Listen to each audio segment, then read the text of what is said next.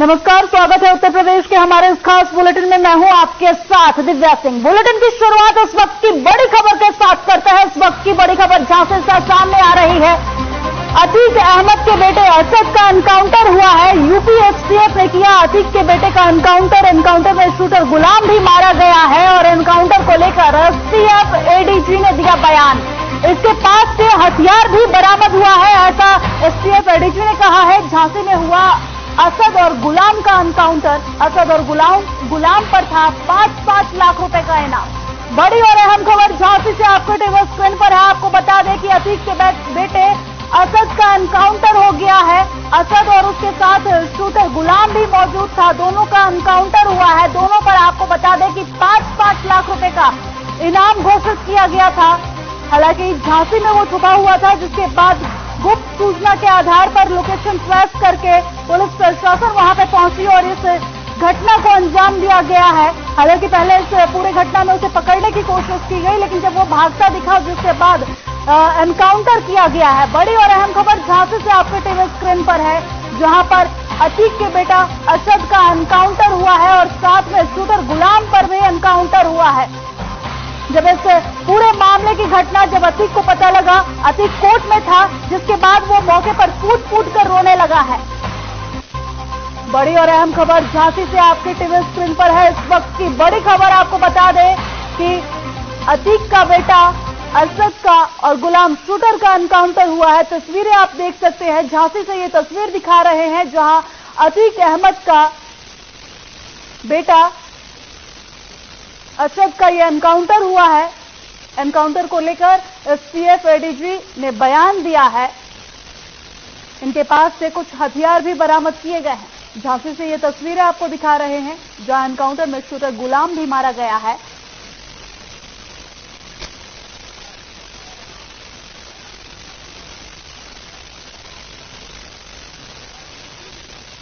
आगे बढ़ते हैं। विधानसभा उपचुनाव के लिए नामांकन की प्रक्रिया आज से शुरू हो गई है। कलेक्ट्रेट में नामांकन प्रक्रिया को लेकर कई तैयारियां भी की गई है और आपको बता दें कि रामपुर की स्वार टांडा सीट पर उपचुनाव होना है और साथ ही नामांकन प्रक्रिया 20 अप्रैल तक चलेगी। 10 मई को मतदान और 13 मई को चुनाव को परिणाम आएंगे। और वही सपा के वरिष्ठ नेता आजम खान के बेटे अब्दुल्ला आजम की कोर्ट में सजा के बाद विधायकी सपा के टिकट पर 2022 में हुए आम चुनाव में स्वार टांडा सीट से अब्दुल्ला आजम विधायक बने थे। उपचुनाव को लेकर बीजेपी, सपा और अन्य दलों में प्रत्याशियों के नाम को लेकर मंथन जारी है।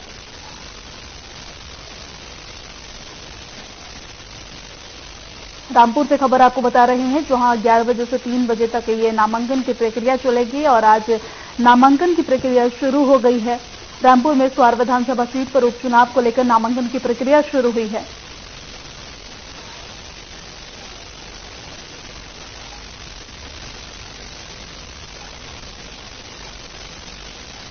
और इसी खबर पर ज्यादा जानकारी के साथ हमारे संवाददाता तुषार सक्सेना हमारे साथ जुड़ गए हैं। तुषार, रामपुर में नामांकन की प्रक्रिया शुरू हो गई है। 11 बजे से 3 बजे तक ये प्रक्रिया चलेगी। हालांकि 20 तारीख तक ये प्रक्रिया चलेगी। क्या कुछ पूरी जानकारी विस्तार से बताइए। जी बिल्कुल दिव्या, मैं आपको बता दूं, जनपद रामपुर की तहसील स्वार टांडा में जो है उपचुनाव होना है, वहां पर उसी को लेकर आज रामपुर के कलेक्ट्रेट सभागार में जो नामांकन की प्रक्रिया है वो शुरू हो चुकी है। लेकिन अभी तक देखा जाए तो कोई ऐसा किसी बड़ी पार्टी के कोई उम्मीदवार अभी तक उसने आगे नामांकन नहीं किया है, तो ये देखने वाली बात होती है। साथ ही मैं आपको बता दूं, जो रामपुर की तहसील स्वार टांडा पे जहां उपचुनाव होना है, वहां पर 2 बार सपा नेता आजम खान के बेटे वहां पर विधायक थे, लेकिन किसी कारणवश जो है उनको मुरादाबाद के एमपी एमएलए कोर्ट के द्वारा सजा हुई थी, जिस कारण उनकी जो विधानसभा सदस्य रही थी उसको रद्द कर दिया गया था। तो अब यहाँ पर देखने वाली बात ये होती है कि अब की बार जो स्वार टांडा की जो क्षेत्र की जो जनता है वो अपना जो उम्मीदवार है वो खुद को बनाती है। तो ये अगर देखा जाए तो दूसरी ओर रामपुर की अगर बात की जाए तो रामपुर के कलेक्ट्रेट सभागार में जो है आज नामांकन की प्रक्रिया चल रही है। सुबह से क्या जारी है और सुबह 11 बजे से 3 बजे तक ये प्रक्रिया जारी रहेगी। तो यहाँ पर जो है अगर सुरक्षा व्यवस्था की अगर यहाँ बात की जाए तो डीएम ने यहाँ पर सुरक्षा व्यवस्था के जो है कड़े इंतजाम कर रखे। चप्पे चप्पे पर यहाँ पुलिस तैनात है।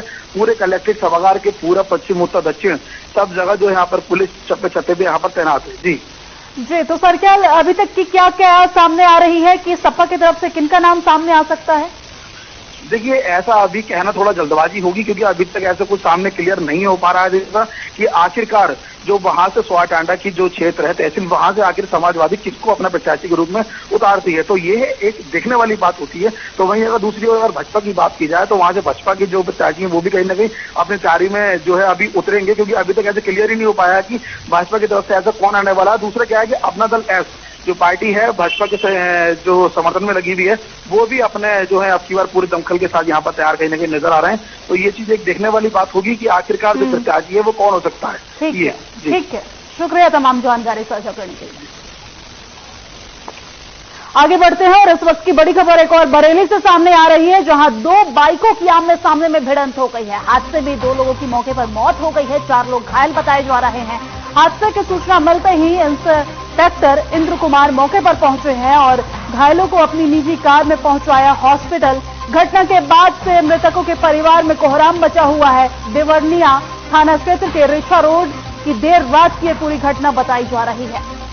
बरेली से इस वक्त की बड़ी और दुखद खबर आपके टीवी स्क्रीन पर है, जहां 2 कार के बीच आमने सामने की भिड़ंत हो गई है, जिसमें 2 लोगों की मौके पर ही मौत हो गई है, 4 लोग घायल बताए जा रहे हैं।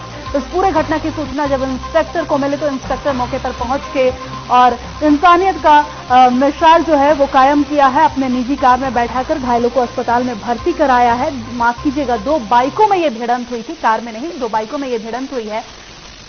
कल देर रात की ये घटना बताई जा रही है, जिसके बाद इंस्पेक्टर मौके पर पहुंचकर अपने निजी कार में बैठाकर घायल को अस्पताल ले गए हैं। 4 लोग घायल बताए जा रहे हैं, 2 लोगों की मौके पर मौत हो गई है। बरेली से इस वक्त की बड़ी खबर आपके टीवी स्क्रीन पे है, तस्वीरें भी हम आपको दिखा रहे हैं। अस्पताल से ये तस्वीरें सामने आ रही है, जहां पर घायल को इलाज के लिए ले जाया गया है।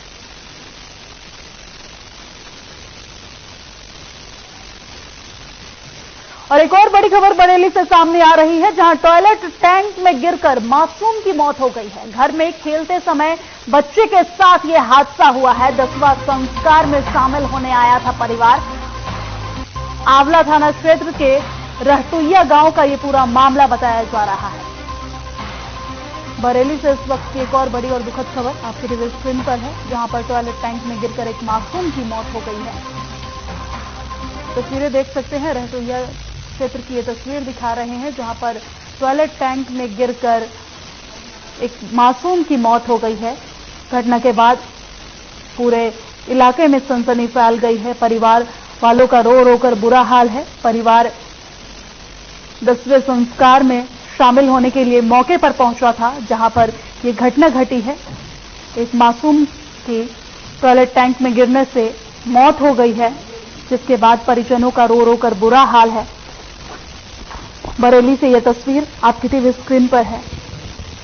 आसपास के लोगों की जमावड़ा लगी है मौके पर।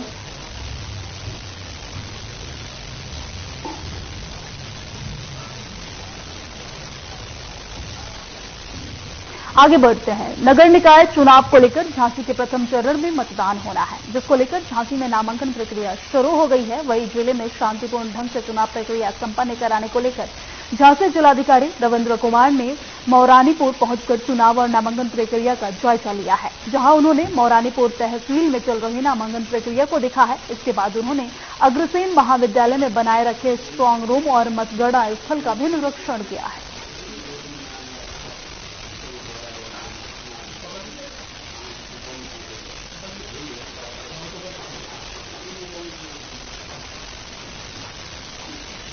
तो माननीय राज्य निर्वाचन आयोग द्वारा जारी अधिसूचना के अनुसार जनपद झांसी के 13 नगर निकाय में अगले 4 मई को मतदान नियत है। इसी मतदान को बिल्कुल शांतिपूर्वक और एक सुनियोजित ढंग से, व्यवस्थित ढंग से करवाने के लिए आज मेरे द्वारा अन्य अधिकारियों के साथ, अन्य अधिकारी में पुलिस के एडिशनल एसपी हैं, एसडीएम, सीओ हैं, अन्य जो भी अधिकारी जन के साथ आप अभी हम लोग अति संवेदनशील प्लस मतदान केंद्र पे खड़े हैं। तो ऐसे अति संवेदनशील मतदान केंद्रों का भ्रमण किया गया है।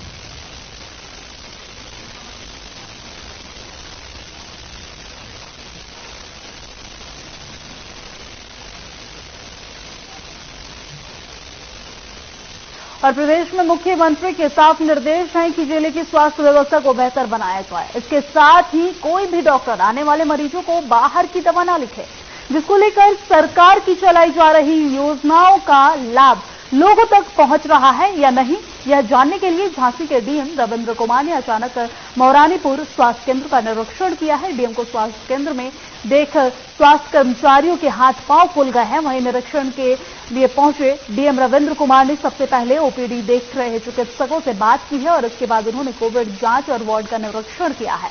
इस दौरान उन्होंने स्वास्थ्य केंद्र में आए मरीजों से भी बातचीत की है, जहां मरीजों ने स्वास्थ्य केंद्र में ब्लड जांच न होना, प्रेगनेंसी किट का न होना, साथ ही चिकित्सकों के बाहर की दवा लिखने का आरोप लगाते हुए शिकायत की है। शिकायतों को संज्ञान में लेते हुए जिलाधिकारी ने तत्काल एसीएमओ को जांच के आदेश दिए हैं और लिखित आख्या उपलब्ध कराने के निर्देश भी जारी किए हैं।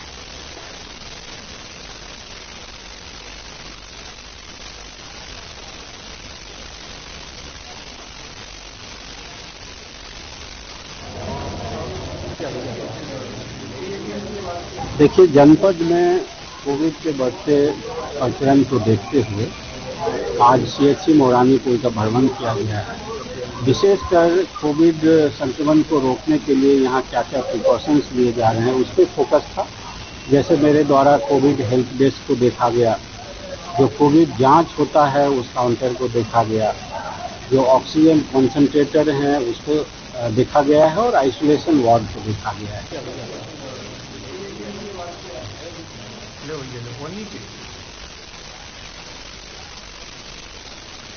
और आगे बढ़ते हुए रुख कर लेते हैं इस वक्त की बड़ी खबर का। इस वक्त की बड़ी खबर कानपुर से सामने आ रही है, जहां वंदना वाजपेयी को सपा ने दिया मेयर का टिकट। सपा एमएलए अमिताभ वाजपेयी की पत्नी है वंदना वाजपेयी। सपा ने झांसी के मेयर प्रत्याशी को बदला और सतीश जतारिया को मिली झांसी से मेयर का टिकट। बड़ी खबर कानपुर से आपके टीवी स्क्रीन पर है, जहां सपा ने झांसी मेयर प्रत्याशी को बदला है। कानपुर से वंदना वाजपेयी को सपा ने टिकट दिया है। सपा एमएलए अमिताभ वाजपेयी की पत्नी है और सपा ने झांसी के मेयर प्रत्याशी को बदला है। सतीश जतारिया को मिला झांसी के मेयर के टिकट। बड़ी खबर कानपुर के आपके टीवी स्क्रीन पर है, जहां पर कानपुर से वंदना वाजपेयी को सपा ने मेयर के टिकट दिए हैं।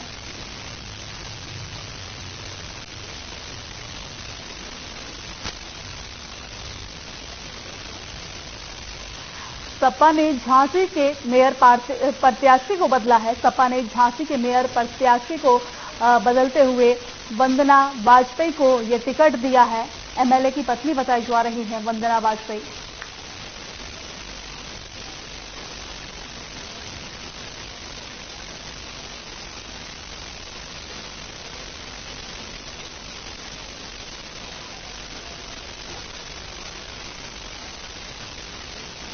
आगे बढ़ते हैं, खबर नोएडा से है। नोएडा में ड्राई फूड घोटाले में वंचित 25,000 की इनामी महिला को पुलिस ने इलेक्ट्रॉनिक सिटी मेट्रो सिटी से गिरफ्तार किया है। आपको बता दें कि महिला की पहचान नीलकमल पुत्री कमल सिंह है और महिला के खिलाफ कोतवाली सेक्टर 58 थाना में 11 मुकदमे दर्ज हैं। ये काफी लंबे समय से फरार चल रही थी, जिसको तलाशने के लिए पुलिस लंबे समय से प्रयास कर रही थी। नोएडा पुलिस ने बताया है कि महिला ने कई लोगों के साथ सेक्टर 58 में एक आलीशान कार्यालय और Dubai dry food and spice hub के नाम से खोला है। वहां से ये गैंग पूरे देश विदेश में ड्राई फूड के थोक विक्रेताओं से संपर्क करके उनसे भारी मात्रा में अलग अलग तरह से कीमती ड्राई फूड का ऑर्डर मंगवाते थे और ड्राई फूड मिलने पर ये विक्रेताओं को माल की कुल रकम का एक बहुत छोटा हिस्सा देकर बाकी रकम के फर्जी चेक देते थे। जो चेक दिए जाते थे वो पेमेंट के दौरान कैंसिल कर दिए जाते थे और जिसके चलते उपरोक्त महिला और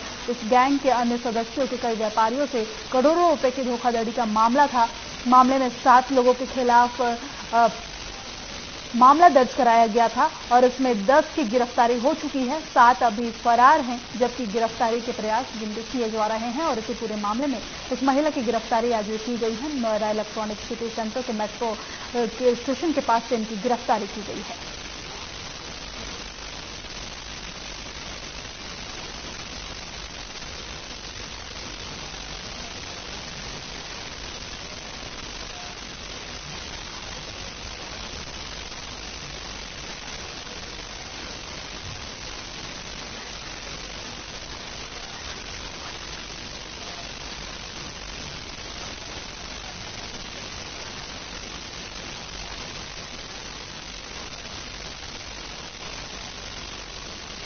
आगे बढ़ते हैं और अब खबर शाहजहांपुर से है। शाहजहांपुर में एक बेरहम मालिक ने अपने नौकरों पर चोरी का इल्जाम लगाते हुए तालिबानी सजा दे डाली है। आरोप है कि मालिक ने नौकरों को पहले बांधा और फिर जंजीर से लटकाया और उसके बाद कोड़े बरसाए हैं और इतने से ही भी मन नहीं भरा तो उसने बिजली का करंट लगा दिया। मालिक ने अपने 7 गुंडों के साथ मिलकर नौकरों को इतना पीटा कि इसकी मौत मौके पर ही हो गई। फिलहाल मृतक नौकर की पिटाई का वीडियो सोशल मीडिया पर वायरल हो रहा है।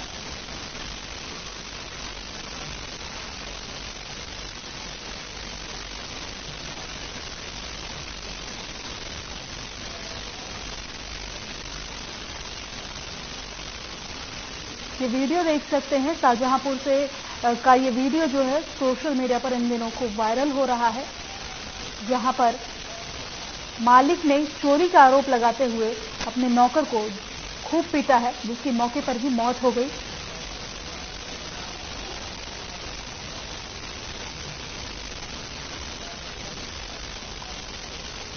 बंकिम वहीं सामने बैठे हुए थे, बंकिम के सामने मुझे पीटा गया। मैंने इनसे कहा भी था बिल्कुल कि भैया ये जो मुझे खींच रहे हैं, तो वो हमसे बोले कि ये जाओ देखो क्या करते हैं तुम्हारा, तो उन्होंने मारा, उन्होंने कुछ नहीं कहा।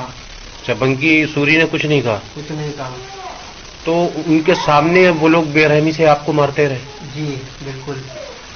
तो सबसे पहले किसको मारने में लग्गा लगाया उन्होंने? सबसे पहले उन तीनों को मारा, सबसे पहले 2 को मारा, फिर उसके बाद किसको 2 को मारा? रघुवीर और संजय को। अच्छा। फिर एक कुणाल अरोड़ा वहां से आया ट्रांसपोर्ट से रामनिवास को ले गया वहीं पर, फिर रामनिवास को भी मारा, फिर नीचे फिर मुझे ही मारा डंडों से। मेरे को 4-5 डंडे तोड़ दिए मेरे ऊपर। अच्छा, इन लोगों को जो मारा है तुम सबको, तो कौन कौन से हथियारों का इस्तेमाल करा उन्होंने? मेरे ऊपर तो डंडों का हथियार करा है, प्लस तमंचे के बल पे उनसे लिखवाया गया है। क्या लिखवाया? यही कि पुलिस अध्यक्ष जी, मैं सूरी ट्रांसपोर्ट पे राहुल सूरी ट्रांसपोर्ट पे काम कर रहा हूँ। अब मैंने सूरी ट्रांसपोर्ट के माल में हेराफेरी करी है, तमंचे के बल पे लिखवाया गया है। अब मैंने मना करा एक बार कि हमने ये नहीं लिखेंगे, तो हमसे हड़काया गया। बोले कि लिखो वरना तुझे मारेंगे अभी। तब मैंने लिखा फिर।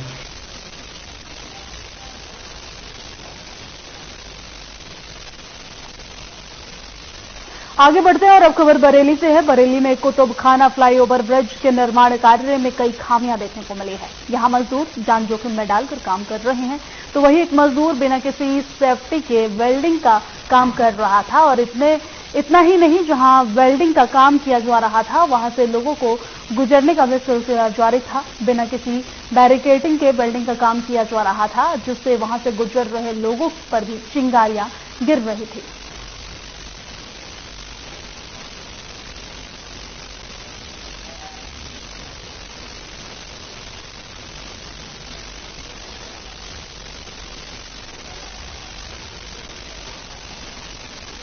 आगे बढ़ते हैं। कोविड के बढ़ते संक्रमण को लेकर लखनऊ जिला प्रशासन ने गाइडलाइंस जारी कर दी है। भीड़भाड़ वाली जगहों पर मास्क, हैंड सैनिटाइजर और थर्मल स्क्रीनिंग के निर्देश दिए हैं। स्कूल, सिनेमा हॉल, मॉल,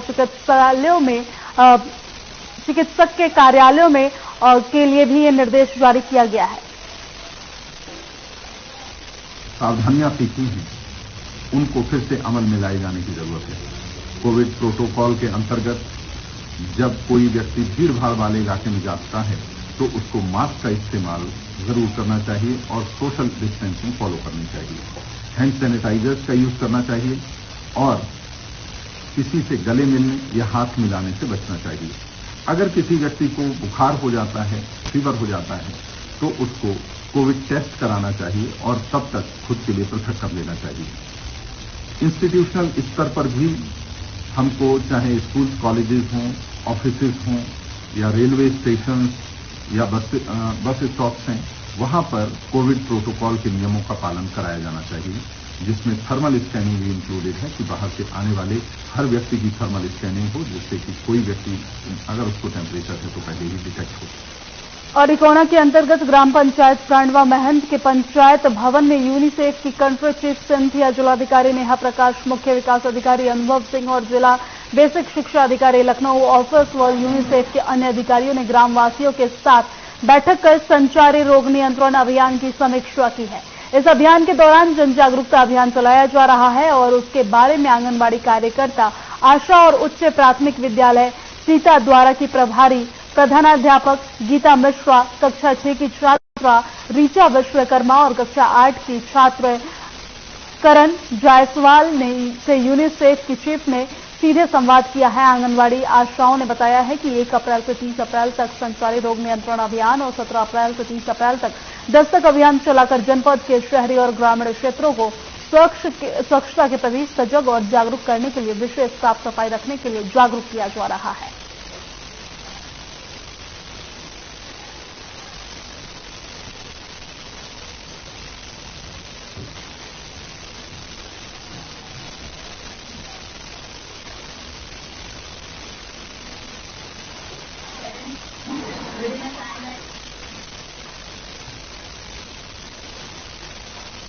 ये तस्वीरें आप देख सकते हैं जहां पर लोगों को जागरूक किया जा रहा है, साफ सफाई को लेकर लोगों को जागरूक किया जा रहा है। जिले में पहुंची यूनिसेफ की कंट्री चीफ और इस दौरान लोगों को जागरूक करने का काम किया है। पंचायत भवन में संचारी रोग नियंत्रण अभियान चलाते हुए अलग अलग जगहों पर अलग अलग तारीख को यह अभियान चलाते हुए लोगों के बीच पहुंचकर लोगों को स्वच्छता को लेकर जागरूक किया जाएगा। स्वच्छता न रहने की वजह से किन किन बीमारियों का सामना करना पड़ता है और अन्य कई कारणों को लोगों को बताते हुए लोगों को जागरूक करने का कार्य किया जाएगा। तस्वीरें आप देख सकते हैं जहां पर जिले में पहुंची यूनिसेफ की कंट्री चीफ और इस दौरान उन्होंने लोगों को जागरूक करने का काम किया है। उनके पहुंचने के बाद उनका माला पहनाकर स्वागत किया गया है। तस्वीरें देख सकते हैं आप, वो लोगों से बातचीत करते नजर आ रही हैं और लोगों को जागरूक करने का काम भी किया है।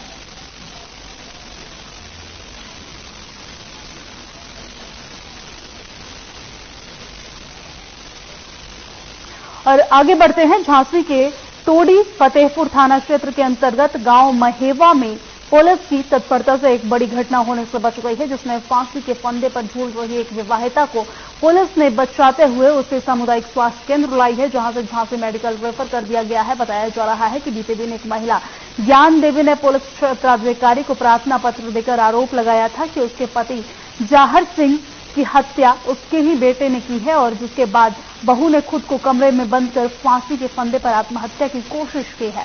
वही परिजनों ने टोडी फतेहपुर पुलिस को सूचना दी, जिसके बाद टोडी फतेहपुर थाना प्रभारी द्वारा तत्परता दिखाते हुए तत्काल मौके पर पहुंचकर महिला की जान बचा ली है।